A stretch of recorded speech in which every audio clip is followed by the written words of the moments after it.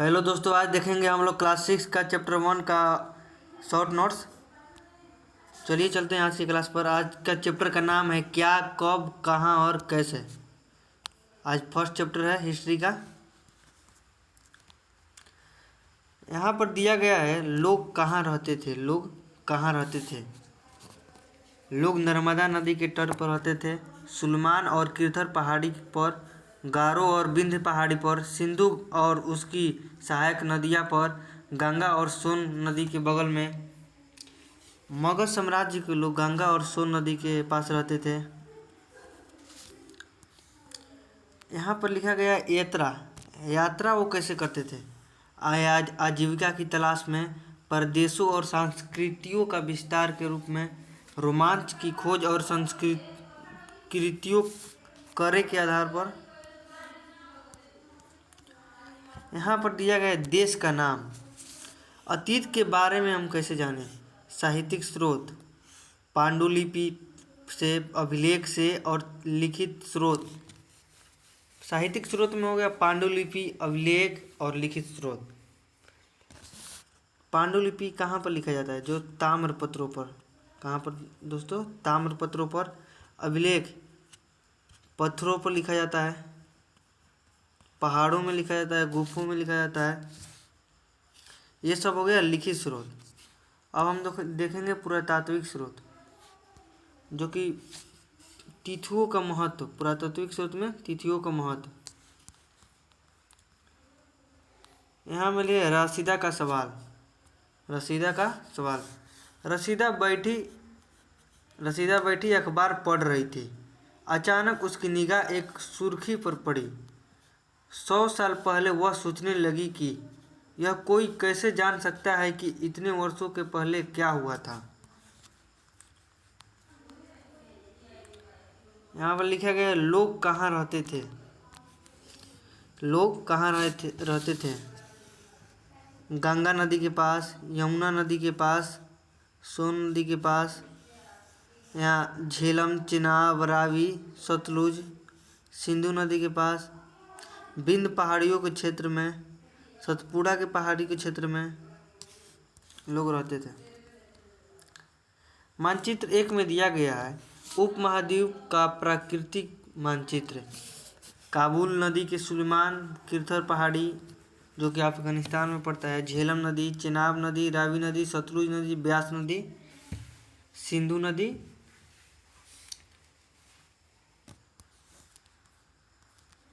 यहाँ दिया है नर्मदा नदी के तट पर। नर्मदा नदी के तट पर। यहाँ रहने वाले आरंभिक लोगों में से कुछ कुशल संग्राहक थे जो आसपास के जंगलों की विशाल संपदा से परिचित थे। अपने भोजन के लिए वे जड़ों, फलों तथा जंगल के अन्य उत्पादों का यहीं से संग्रह किया करते थे।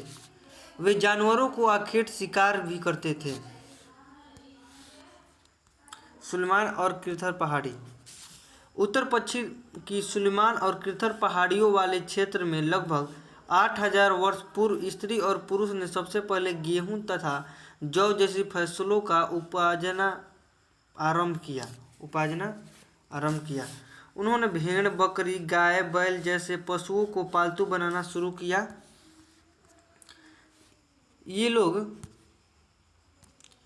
लोग गांव में रहते थे। कहाँ रहते थे? गांव में।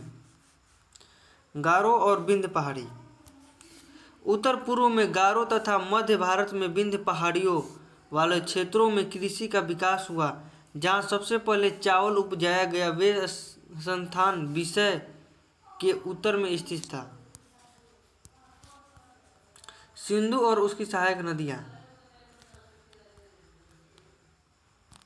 सिंधु और उसकी सहायक नदियाँ लगभग 4700 वर्ष पूर्व इन्हीं नदियों के किनारे कुछ आरंभिक नगर फले फूले। गंगा और सोन नदी। गंगा और इसकी सहायक नदियों के किनारे तथा समुद्र तटीय इलाकों में नगरों का विकास लगभग 2500 वर्ष पूर्व हुआ। गंगा के दक्षिण में इन नदियों के आसपास का क्षेत्र प्राचीन काल में मगध, वर्तमान बिहार में नाम से जाना जाता है। यहाँ शासक बहुत शक्तिशाली थे और उन्होंने एक विशाल राज्य स्थापित किया। जहाँ देश के अन्य हिस्सों में भी ऐसे राज्यों की स्थापना की गई थी। यात्रा आजीविका की तलाश, प्रदेशों का विस्तार या रोमांच। यात्रा, कभी लोग काम की तलाश में तो कभी प्राकृतिक आपदाओं के कारण एक स्थान से दूसरे स्थान जाया करते थे। कभी सेनाएं दूसरे क्षेत्रों पर विजय हासिल करने के लिए जाती थी। इसके अतिरिक्त व्यापारी कभी काफिले में तो कभी जहाज़ों में अपने साथ मूल्यवान वस्तुएं लेकर एक स्थान से दूसरे स्थान जाते रहते थे।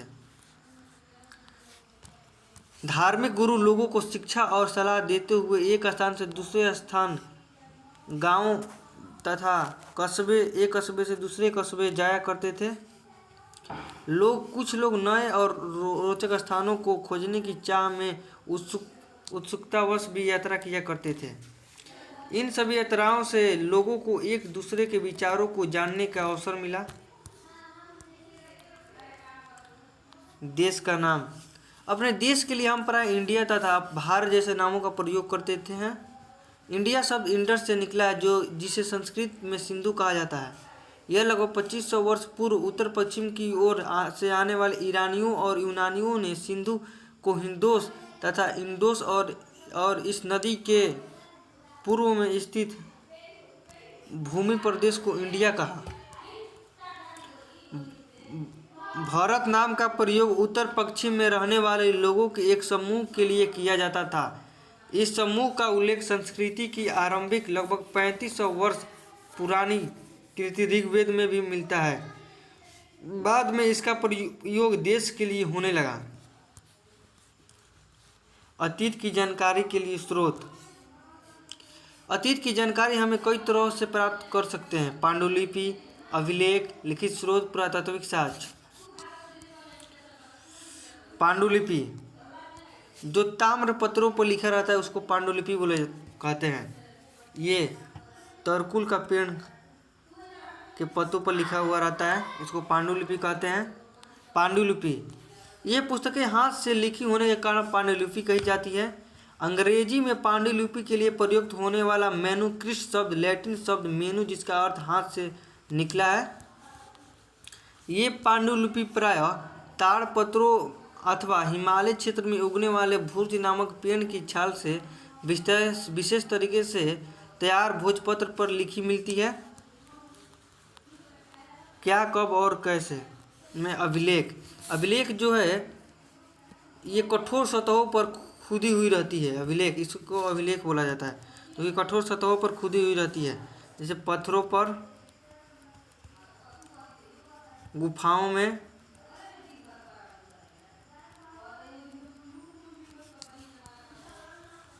अभिलेख पत्थर अथवा धातु जैसी अपेक्षाकृत कठोर सतहों पर उत्कीर्ण किए गए मिलते हैं। इन पर शासकों के आदेश, प्रशंसा, वंशावली एवं कार्यों का विवरण मिलता है। लिखित स्रोत, महाकाव्य, कविताएं तथा नाटक इत्यादि। महाकाव्य दो होते हैं, रामायण महाभारत, इसी को महाकाव्य बोला जाता है, रामायण महाभारत को। इनमें कई संस्कृति, प्राकृत तथा तमिल में लिखी मिलते हैं। प्राकृत भाषा का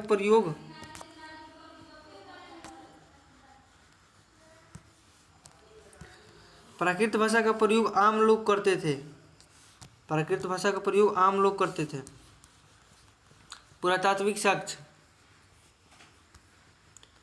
पुरातात्विक साक्ष्य में ये मृदभांड मिला है, मुहर मिले हैं। पुरातात्विक साक्ष्य, पुरातात्विक साक्ष्य पत्थर और ईंट से बनी हुई इमारतों के अवशेष, चित्रों तथा मूर्तियों के अवशेष इत्यादि। इनमें औजार, बर्तन, हथियार, आभूषण, मोहरबे इत्यादि रहते हैं। इसके अलावा जानवरों, चिड़ियों तथा मछलियों की अस्थियां इत्यादि भी प्राप्त हुई है। अतीत एक या अनेक, अलग अलग समूह के लोगों के लिए अतीत के अलग अलग मायने थे। उदाहरण के लिए आज अंडमान द्वीप के अधिकांश लोग अपना भोजन मछलियाँ पकड़कर, शिकार करके तथा फल के संग्रह प्राप्त करते हैं। इसके विपरीत शहरों में रहने वाले लोग खाद्य आपूर्ति के लिए अन्य व्यक्तियों पर निर्भर रहते हैं। इस तरह के भेद अतीत में विद्यमान करते थे। तिथियों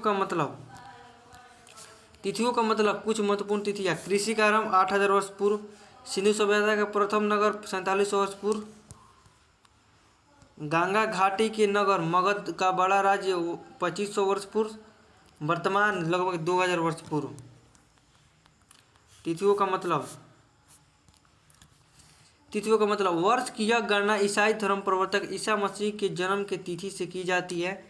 अतः 2000 वर्ष कहने का तात्पर्य ईसा मसीह के जन्म से 2000 वर्ष के बाद से है। ईसा मसीह के जन्म के पूर्व की सभी तिथियां ईसा पूर्व ईसा से पहले के रूप में जानी जाती है। इस पुस्तक में हम 2000 को अपना आरंभिक बिंदु मानते हुए वर्तमान से पूर्व की तिथियों का उल्लेख करेंगे।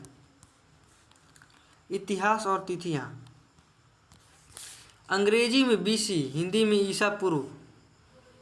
बीसी का मतलब बिफोर क्राइस्ट का तात्पर्य बिफोर क्राइस्ट ईसा पूर्व से होता है। कभी कभी तिथियों से पहले एडी, हिंदी में ईस्वी लिखा पाते हैं और यह एनो डोमिनी नामक 2 लैटिन शब्दों से बना है तथा इसका तात्पर्य ईसा मसीह के जन्म के वर्ष से है।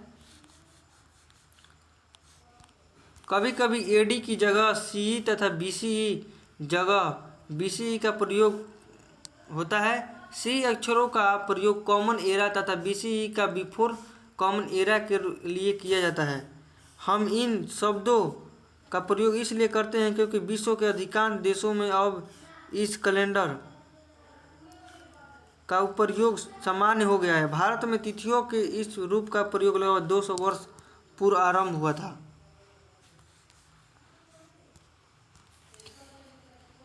कभी कभी अंग्रेजी के बीपी अक्षरों का प्रयोग होता है जिसका तात्पर्य बिफोर प्रेजेंट वर्तमान से पहले है। दोस्तों आज चलते हैं, मिलते हैं नेक्स्ट क्लास में।